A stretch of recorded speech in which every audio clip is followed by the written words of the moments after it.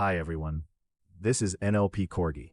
Today's deep dive is about the paper from Institute of Information Engineering, Chinese Academy of Sciences, From Scale to Speed, Adaptive Test Time Scaling for Image Editing. Modern diffusion-based editing models can follow instructions like changing objects or modifying scenes. But when edits become complex, like changing pose, editing multiple objects, or handling multi-step instructions, the models often fail.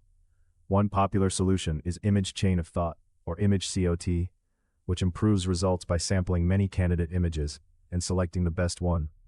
The problem is that existing methods were built for text-to-image generation, not editing. This paper introduces ADE-COT, a new adaptive test time scaling framework designed specifically for image editing tasks.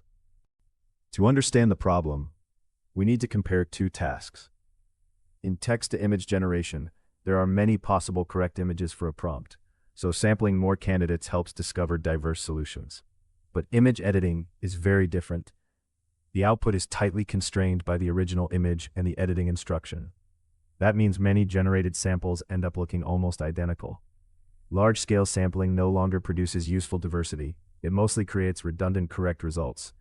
This mismatch makes traditional image COT inefficient for editing. When the authors analyze image COT applied to editing, three major issues appear. First, most methods allocate the same sampling budget to every edit, but simple edits don't need many samples, so a lot of compute is wasted.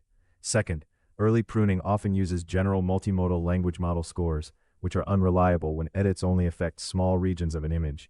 And third, large-scale sampling frequently produces many identical correct outputs. For editing, finding just one correct result is enough, so generating dozens is unnecessary.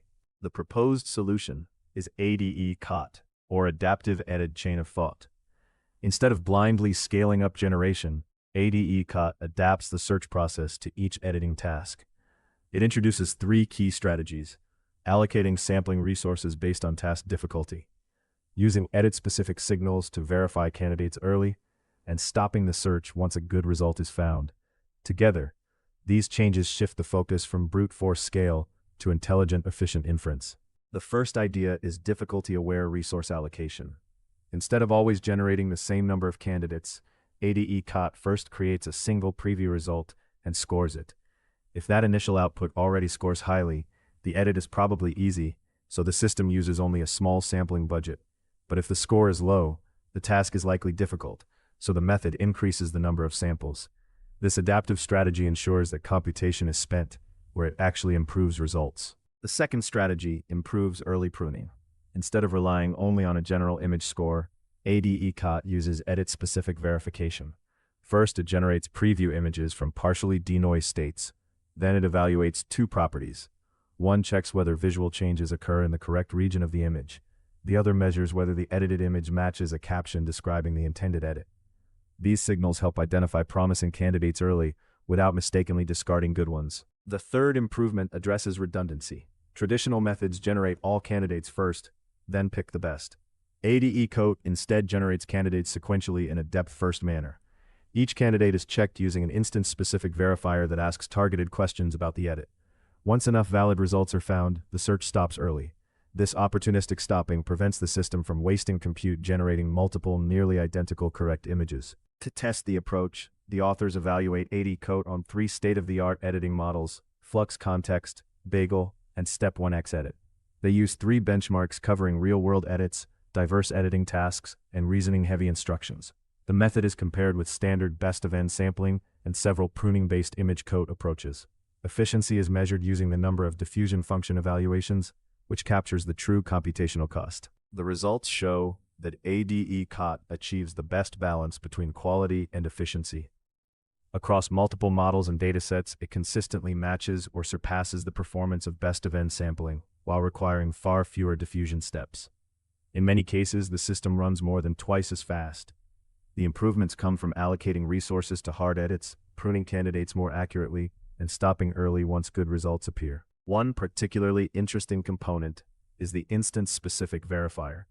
Instead of giving a single overall score, the model asks targeted yes or no questions about the edit.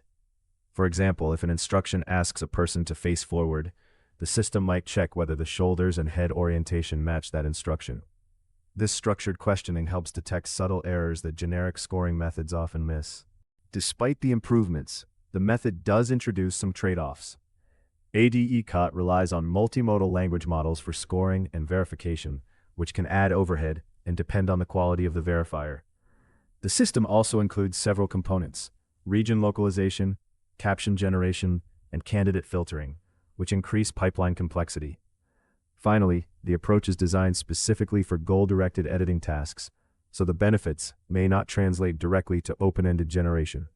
The main message of this work is simple but powerful. Instead of scaling image generation blindly, we should adapt the search process to the structure of the task. For image editing, that means allocating resources based on difficulty, verifying candidates using edit-aware signals, and stopping once a correct result is found. With these changes, ADE-COT turns test time scaling from a brute force strategy into a much smarter and faster one.